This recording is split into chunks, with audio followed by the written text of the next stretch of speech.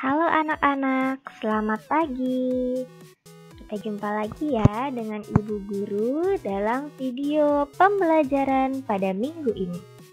Video pembelajaran pada minggu ini khusus Ibu Guru buat untuk anak-anak TK Strada Cakung yang hebat-hebat dan pintar. Tema pada minggu ini adalah kebutuhanku. Dengan subtemanya adalah kebersihan diri. Coba Bu Tasya mau menyapa dulu anak-anak. Halo anak-anak, apa kabar semuanya? Sehat? Semangat? Berprestasi? Wah, anak-anak hari ini belajarnya harus semangat ya.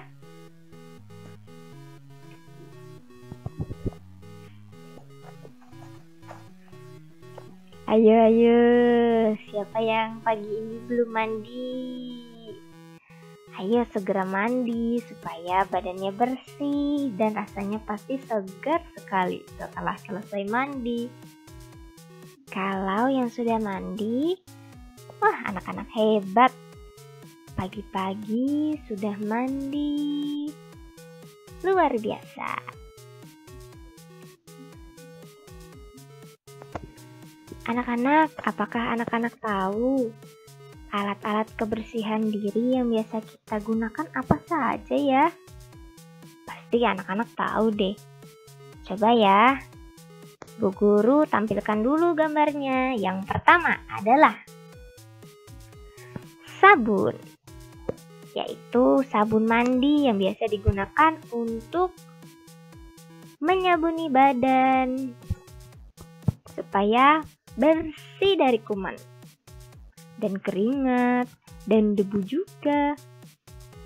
Nah, kalau yang kedua ini adalah gambar handuk yang kita gunakan untuk mengeringkan badan atau wajah ketika setelah selesai mandi atau cuci muka. Yang ketiga ada gambar gunting kuku yang digunakan untuk memotong kuku tangan, kuku kaki yang sudah panjang supaya tidak menjadi sarang telur cacing. Yang keempat ada sisir yang digunakan untuk merapikan rambut anak-anak supaya anak-anak menjadi tambah cantik dan tambah ganteng. Yang kelima adalah sampo yang digunakan untuk membersihkan rambut. Ayo coba dicium. Kira-kira rambut anak-anak wangi atau bau ya? Kalau wangi berarti anak-anak sudah keramas ya pagi ini. Tapi kalau yang ada bau-bau acemnya sedikit, ayo, nanti jangan lupa ketika mandi sore harus keramas. Oke. Keenam ada gambar sikat gigi dan odol yang digunakan untuk membersihkan gigi dan mulut supaya nafas anak-anak menjadi harum. Yang berikutnya ada korek kuping yang biasanya digunakan untuk membersihkan telinga. Nah, ada juga sabun cuci tangan karena sekarang ini banyak sekali virus di luaran sana. Jadi kita harus rajin-rajin cuci tangan setelah selesai beraktivitas supaya kuman-kuman yang menempel di tangan, di jari anak-anak bisa hilang. Nah, yang terakhir adalah hand sanitizer. Kalau tadi sabun cuci tangan itu kan harus dibilas dengan menggunakan air. Nah, kalau hand sanitizer ini juga digunakan untuk membersihkan tangan. Tapi kalau hand sanitizer tidak perlu dibilas. Jadi misalnya anak-anak sedang pergi keluaran sana dan sulit cuci tangan karena tidak ada tempat cuci tangan. Untuk sementara, silakan menggunakan hand sanitizer dulu ya. Atau tisu basah juga bisa kok.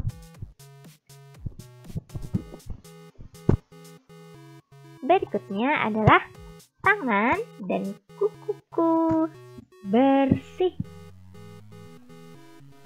Anak-anak, walaupun tidak bisa terlihat oleh mata secara langsung, tetapi biasanya di tangan kita itu banyak sekali kuman-kuman atau kotoran yang menempel. Makanya, kita harus rajin-rajin cuci tangan karena biasanya kita kan beraktivitas banyak sekali menggunakan tangan. Misalnya mengambil barang, membuka gagang pintu, dan lain-lainnya. Dan kalau misalnya mencuci tangan, jangan lupa ya, harus menggunakan sabun supaya kuman-kumannya hilang. Dan tentunya harus dibilas dengan air sampai bersih ya. Jangan masih ada busanya sih. Terus anak-anak langsung pergi begitu saja. Padahal di tangan anak-anak masih banyak busanya. Dibilas dengan bersih ya. Supaya tangannya tidak gatal-gatal. Nah, coba deh anak-anak lihat. Bagaimana keadaan kuku tangan anak-anak? Apakah panjang-panjang seperti ini? Ih, seram sekali ya. Adakah yang kukunya seperti ini? Ih, panjang sekali tuh, lihat. Bapak ini jadi sulit sekali ingin beraktivitas. Coba, memegang benda juga jadi sulit karena kukunya terlalu panjang. Dan memotongnya juga pasti sulit sekali. Nah, apakah kuku anak-anak ada hitam-hitamnya seperti ini? Ayo, anak-anak harus rajin memotong kuku. Yang rajin dipotong kukunya bukan hanya kuku tangan ya, kuku kaki juga. Supaya tangannya menjadi bersih. Coba lihat tangannya. Bagus kan kalau kukunya dipotong seperti ini? Jadi anak-anak juga mudah untuk beraktivitas. Kita lanjut berikutnya. Kakiku bersih. Coba dilihat kakinya. Bersih atau kotor nih? Anak-anak, kita harus rajin-rajin ya membersihkan kaki, karena biasanya kita lupa membersihkan kaki karena biasanya ketutupan oleh kaos kaki, oleh sepatu. Jadi jarang diperhatikan deh. Kaki juga harus selalu bersih supaya tetap sehat dan tidak ada kuman-kuman juga yang menempel. Selain itu, untuk menjaga kaki kita supaya selalu bersih, kita harus rajin-rajin mencuci sepatu supaya jamur atau kuman atau kotoran yang ada di sepatu tidak menempel di kaki terlalu lama. Selain itu, kita juga harus rajin-rajin mengganti kaos kaki supaya kakinya tidak bau, anak-anak. Karena kalau kita malas mencuci kaki, malas mengganti kaos kaki, atau malas mencuci sepatu, nanti kakinya menjadi seperti ini. Coba lihat. Tuh, kenapa ya kakinya menjadi pecah-pecah seperti itu? Karena banyak kuman yang menempel. Dan coba ya anak-anak lihat nih gambar yang satu ini. Apakah anak-anak mau kalau kakinya seperti ini? Kuku kakinya panjang. dan tidak pernah dibersihkan sela-sela jarinya. Jadinya banyak sekali kotoran yang menempel di situ. Ayo, anak-anak yang malas mencuci kaki harus rajin-rajin ya supaya kakinya tidak menjadi seperti ini. Serem sekali. Nah, yang berikutnya adalah gigiku putih. Coba deh anak-anak lihat di kaca atau cermin, apakah gigiku putih ataukah bersih? Apakah kuning-kuning? Nah, anak-anak, untuk menjaga kebersihan gigi harus rajin-rajin gosok gigi. Ya, tentunya harus menggunakan sikat gigi dan juga pasta gigi atau odol. Dan kalau menyikat gigi juga jangan sembarangan. Harus digosok pelan-pelan. Karena nanti kalau terlalu keras, nanti gusinya bisa berdarah. Dan kalau anak-anak malas menyikat gigi, nanti akan ada masalah lagi loh. Yang pertama adalah bau mulut. Jadi ketika anak-anak berbicara nanti mulutnya bau. Aduh, bisa pingsan deh nanti orang-orang yang diajak berbicara. Dan selain itu, kalau kita malas menggosok gigi, nah giginya bisa rusak seperti ini. Ada yang ompong dan ada hitam-hitamnya juga. Ayo rajin sikat gigi supaya giginya menjadi putih dan bersih seperti ini. Minimal kita harus menyikat gigi berapa kali dalam sehari? Ya, 2 kali. Yang pertama pagi hari. Dan yang kedua adalah ketika mau tidur. Kalau misalnya ada yang sehari 3 kali juga boleh kok. Yang penting harus rajin sikat gigi ya. Supaya tidak gampang sakit gigi juga. Nanti ada yang nangis-nangis seperti murid ibu guru waktu itu. Sakit gigi. Jadinya harus ke dokter deh. Karena ibu gurunya juga tidak bisa membantu karena tidak mengerti. Yang mengerti untuk menangani gigi ya dokter gigi. Kita lanjut ya. Telingaku bersih. Ya, walaupun memang telinga tidak bisa kita lihat secara langsung, tapi telinga juga harus rajin dibersihkan. Caranya yaitu dengan menggunakan cotton bud atau korek kuping. Tapi untuk anak-anak harus berhati-hati ya. Minta tolong kepada mama, papa, mbak, atau orang dewasa untuk membersihkan telinga bagian dalamnya. Takutnya nanti kalau terlalu dalam malah menimbulkan infeksi. Jadi harus berhati-hati. Atau kalau mau, anak-anak juga bisa pergi ke dokter THT untuk membersihkan telinga dan melihat keadaan telinga anak-anak. Apakah sehat ataukah tidak. Biasanya telinga kita itu ada kotorannya, warnanya kuning-kuning seperti ini. Jadi kita harus rajin-rajin membersihkannya supaya tidak ada masalah di kemudian hari. Nanti kalau tidak pernah dibersihkan, kotoran telinganya akan menumpuk dan kita akan mengalami masalah pada pendengaran. Nanti dipanggil-panggil misalnya, Ipin, Ipin. Tapi tidak nengok-nengok. Ternyata tidak kedengaran karena telinganya banyak sekali kotorannya. Jadi harus rajin-rajin dibersihkan ya. Selain bagian dalam telinga, bagian belakangnya juga harus dibersihkan. Ketika mandi bisa.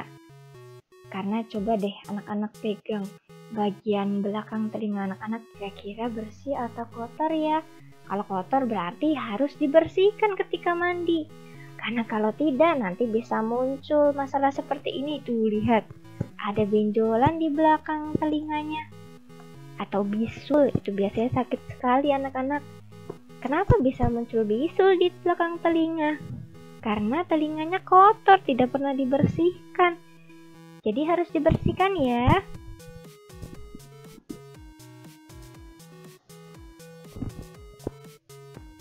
Menjaga kebersihan badan. Nah, siapa di sini yang malas mandi? Ayo. Jangan-jangan karena selama ini belajarnya di rumah saja dan tidak ke sekolah, ada yang tidak mandi pagi ya. Aduh. Ayo dong, mandi dong supaya bersih, supaya badan anak-anak juga sehat. Tentunya dengan menggunakan sabun juga ya, jangan asal-asalan. Semuanya harus dibersihkan. Dari bagian wajah, leher, tangan, lengan, lipatan ketek, badan, kaki, semuanya harus diberikan sabun. Dan setelah disabuni jangan lupa dibilas juga sampai bersih supaya tidak ada lagi sisa-sisa sabun yang menempel. Setelah selesai mandi juga jangan lupa harus dikeringkan dengan menggunakan handuk bersih supaya tidak muncul jamur di kulit atau yang biasa dikenal dengan panu. Karena nanti kalau kita malas mandi, badan kita menjadi mudah gatal-gatal karena terlalu banyak kuman yang menempel di tubuh. Terlalu banyak juga keringat yang menempel tapi tidak dibersihkan. Nah, selain itu kalau tidak pernah mandi juga nanti jadi seperti ini. Coba lihat, kotoran di badannya banyak sekali ya anak-anak ya. Anak-anak harus rajin mandi ya, supaya daki-daki atau kotoran atau debu yang menempel menjadi hilang. Dan badan kita juga bisa menjadi wangi. Kan kalau kita rajin mandi, anak-anak juga yang merasakan badannya menjadi sehat. Dan kuman-kumannya hilang tentunya. Yang berikutnya, menjaga kebersihan rambut. Nah, rambut anak-anak harus rajin-rajin disisir supaya rapi dan supaya misalnya debu-debu yang menempel di rambut juga bisa jatuh ke bawah ketika kita rajin menyisir.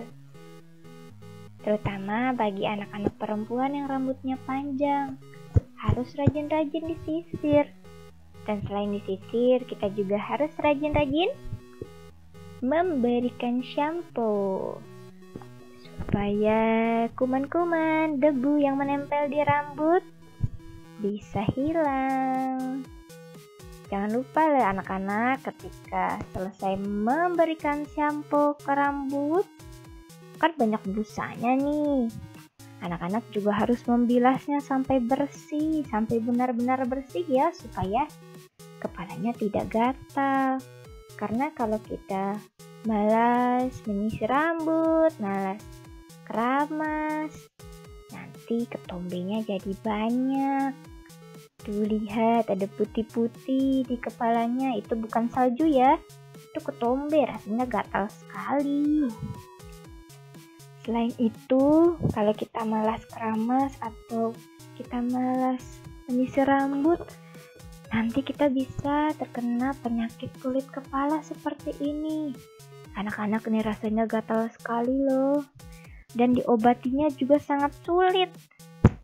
Karena kan ada rambut-rambutnya, jadi sulit sekali mengobati kulit kepala yang gatal seperti ini. Dan kalau malas keramas juga, itu rambutnya ada apanya ya? Nanti ada hewannya.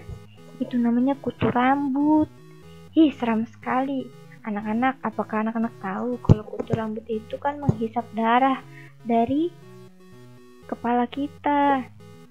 Makanya kita harus rajin-rajin ya. Coba lihat, kutunya banyak sekali. Aduh. Nah, kalau kutunya sudah terlalu banyak seperti ini, biasanya nanti dia akan membuat sarang di kepala kita seperti ini. Jadi untuk menyembuhkannya, kalau kutunya terlalu banyak harus dibotaki seperti ini. Waduh, kalau anak laki-laki sih tidak apa-apa ya. Tapi kalau anak perempuan masa harus dibotakin juga? Ayo mulai sekarang harus rajin-rajin membersihkan rambut. Oke. Mata dan hidungku bersih. Anak-anak, mata juga harus dibersihkan. Caranya bisa dengan menggunakan tisu, menggunakan kapas yang sudah diberikan air, supaya mata kita menjadi sehat dan bersih. Karena kalau kita malas membersihkan mata, nanti kita bisa sakit mata karena terlalu banyak debu yang menempel. Nah, jadi matanya harus ditutup deh seperti ini. Memang anak-anak mau hanya melihat dengan menggunakan satu mata? Ayo rajin-rajin dibersihkan ya. Apabila anak-anak ingin menggunakan tangan, harus cuci tangan terlebih dahulu, supaya kuman yang ada di tangan tidak menempel juga ke mata kita. Dan siapa nih yang saat ini sedang pilek? Kalau sedang pilek, ingusnya atau kotoran hidungnya jangan ditahan di dalam hidung, harus dibuang dengan menggunakan tisu. Ayo dikeluarkan, jangan disimpan ingusnya di dalam hidung. Nanti tidak bisa bernafas. Dan kalau ingin membersihkan kotoran hidung juga sama. Harus cuci tangan terlebih dahulu, supaya tangannya juga bersih. Dan jangan terlalu dalam ya, takutnya nanti berdarah.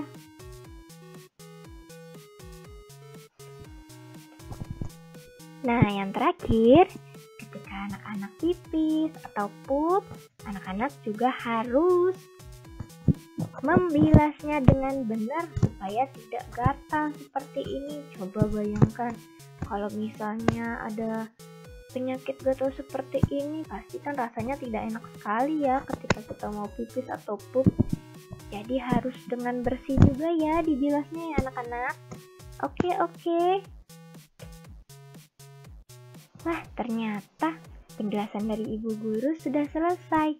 Semoga dengan video ini dapat menambah wawasan dan ilmu kita. Terima kasih anak-anak sudah mendengarkan dengan baik. Sampai jumpa di pembelajaran yang berikutnya. Bye!